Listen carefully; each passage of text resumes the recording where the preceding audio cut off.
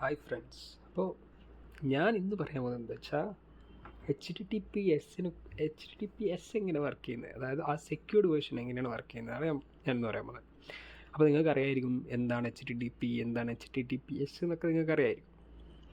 ഇപ്പോൾ നമ്മൾ ഇൻ്റർനെറ്റിൽ ക്ലയൻറ്റും സെർവറും കമ്മ്യൂണിക്കേറ്റ് ചെയ്യാൻ വേണ്ടിയിട്ട് നമ്മൾ HTTP പ്രോട്ടോക്കോൾ വെച്ചിട്ടായിരിക്കും നമ്മൾ കമ്മ്യൂണിക്കേറ്റ് ചെയ്യുക. അപ്പോൾ HTTPയിലുള്ള പ്രശ്നം എന്താണെന്ന് വെച്ചാൽ നമ്മൾ ഡാറ്റ ട്രാൻസ്ഫർ ചെയ്യുന്നത് പ്ലെയിൻ ടെക്സ്റ്റ് ആയിട്ടായിരിക്കും ട്രാൻസ്ഫർ ചെയ്യുക.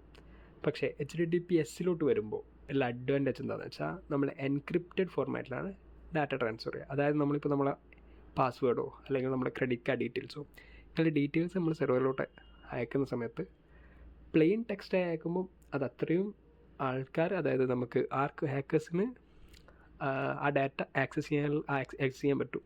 അപ്പോൾ ഇത് ഒഴിവാക്കാൻ വേണ്ടിയിട്ടാണ് നമ്മൾ എന്ത് ചെയ്യുന്നത്, എൻക്രിപ്റ്റഡ് ആയിട്ട് ഡാറ്റ ട്രാൻസ്ഫർ ചെയ്യുന്നത്.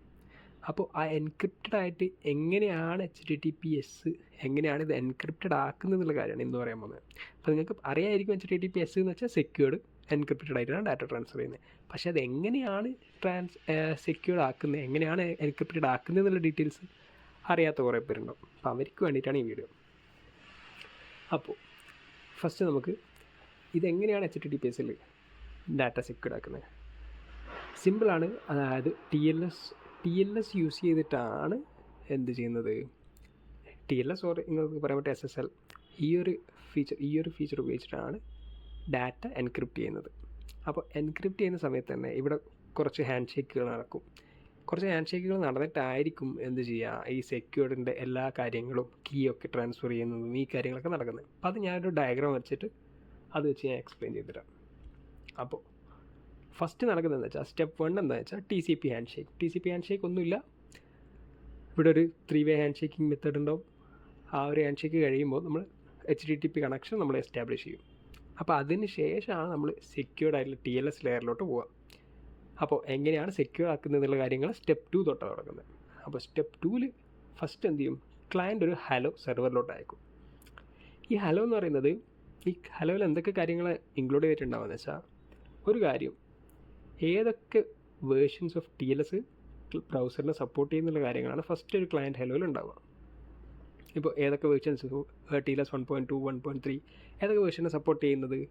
അതുകൂടാതെ രണ്ടാമത്തെ കാര്യം എന്ന് വെച്ചാൽ ഇവിടെ സൈബർ സ്യൂട്ട് എന്ന് പറഞ്ഞിട്ട്, അത് സൈബർ സ്യൂട്ട് എന്ന് വെച്ചാൽ ഒരു സെറ്റ് ഓഫ് അൽഗോരിതം, അതായത് എൻക്രിപ്റ്റ് ചെയ്യാനുള്ള അൽഗോരിതംസ് ആയിരിക്കും.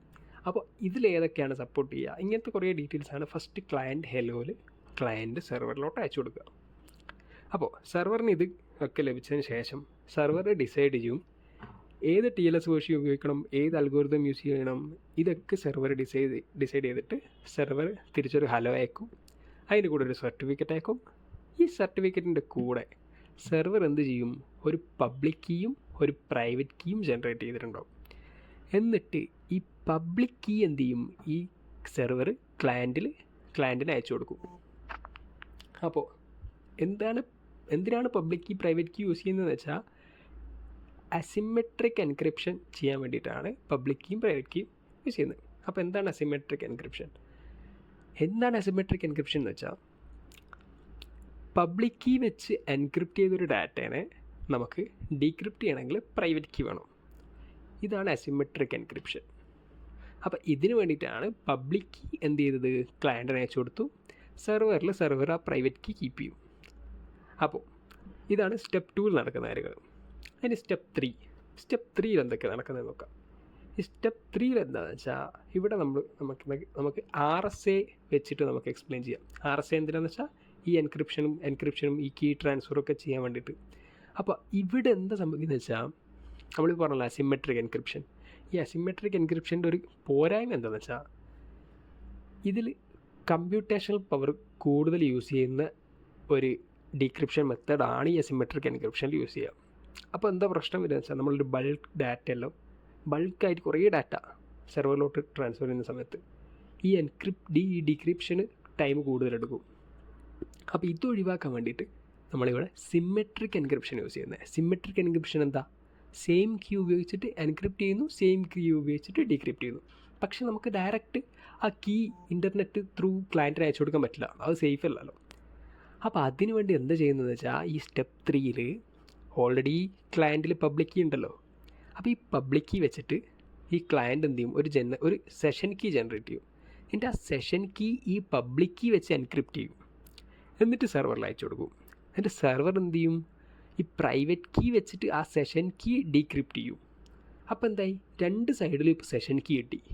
ഇനി നമുക്ക് എന്ത് ചെയ്യാൻ പറ്റും, സുഖമായിട്ട് സിമെട്രിക് എൻക്രിപ്ഷൻ വഴി, അതായത് സെയിം കീ സെഷൻ കീ വെച്ചിട്ട് എൻക്രിപ്റ്റ് ചെയ്യുക, സെർവറിൽ സെഷൻ കീ വെച്ചിട്ട് ഡീക്രിപ്റ്റ് ചെയ്യുക. അപ്പോൾ അങ്ങനെയാണ് ഈ HTTPS ഡാറ്റ ട്രാൻസ്ഫർ ചെയ്യുന്നത്. സിമ്പിളല്ലേ? അപ്പോൾ ഇവിടെ പറയേണ്ട കുറച്ച് പോയിൻറ്റ്സ് എന്താണെന്ന് വെച്ചാൽ, ഇതിപ്പോൾ ഞാൻ പറഞ്ഞത് TLS 1.2 വെച്ചിട്ടാണ് ഞാനിപ്പോൾ പറഞ്ഞത്. പക്ഷേങ്കിൽ ഇപ്പോൾ TLS 1.3 റിലീസായി. ഇപ്പോൾ ഒട്ടുമിക്ക എല്ലാ ബ്രൗസറിലും TLS 1.3 സപ്പോർട്ട് ചെയ്യുന്നുണ്ട്. അപ്പോൾ TLS 1.3 വരുന്ന വ്യത്യാസം എന്തൊക്കെയാണെന്ന് വെച്ചാൽ, ഇത് കുറച്ചും കൂടി TLS 1.3 കുറച്ചും കൂടി ഒപ്റ്റിമൈസ് ആണ്. ഇവിടെ നിങ്ങൾ കാണുന്ന കുറേ ഹാൻഡ് ഷേക്കിംഗ് മെത്തേഡ്സ് ആണ്, കുറേ ഹാൻഡ് ഷേക്ക് കാണുന്നുണ്ടാവും, കുറേ ലെയർ ഓഫ് ഹാൻഡ് ഷേക്ക് ഉണ്ട്. അപ്പോൾ ഇത്രയും ലെയർ ഉണ്ടാവില്ല ഇതിൽ TLS 1.3. കുറച്ചും കൂടി ഒപ്റ്റിമൈസ് ചെയ്ത ഒരു എൻക്രിപ്ഷൻ, അതായത് ഒരു ഹാൻഡ് ഷേക്ക്, ഒരു നെറ്റ്വർക്കിൻ്റെ ഒരു ഹാൻഡ് ഷേക്കിൻ്റെ, അതായത് ഹാൻഡ് ഷേക്കുകളായിരിക്കും TLS 1.3 ഉണ്ടാവുക. അപ്പോൾ ഇതാണ് മെയിൻ വ്യത്യാസം. ഓക്കെ, അപ്പോൾ എല്ലാവർക്കും എന്താണ് HTTPS, എങ്ങനെയാണ് HTTPSൽ എൻക്രിപ്റ്റ് ചെയ്യുന്നത് മനസ്സിലായിട്ടുണ്ടാവുമെന്ന് വിചാരിക്കുന്നു. അപ്പോൾ അടുത്ത വീഡിയോ ആയിട്ട് അടുത്ത ദിവസം കാണാം. ബൈ.